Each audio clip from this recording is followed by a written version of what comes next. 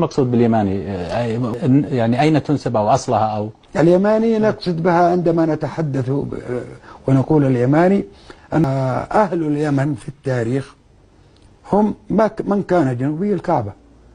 جرهم اليمنية كانت جنوب مكة، وقريش يعني عدنانية جنبها. في كل كتب التاريخ والأدب هي اليمن. الجمهورية اليمنية غير اليوم. هذا تقسيم حديث. تختلف يعني؟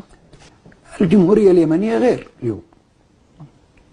ما يسمى اليوم الجمهورية العربية أو الجمهورية اليمنية، حتى أبعدوا كلمة العربية من اليمن، اسمها الجمهورية اليمنية. فنقصد باليمن ما كان جنوبي الكعبة، هذا اليمن في التاريخ.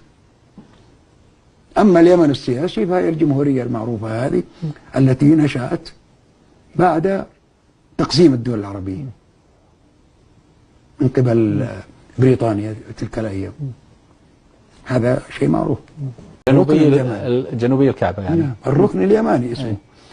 العربي في الشمال يقول اتجه يمن يعني جنوب، والعربي هنا في الجنوب يقول اتجه شاما شمال يعني الشام، نحو الشام. نحن نسمي كل من شمالنا هنا الشام، ونسمي كل من جنوبينا اليمن. يمن. إذا تبغى تتأكد عن اليمن السياسي الحالي فروح الحبشة. تقول لي كيف؟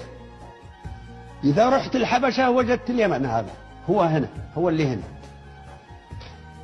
حتى آثار كذا بالعربي آثار الجمهورية اليمنية هذه كلها في الحبشة. آثار الآثار من أولها إلى آخرها.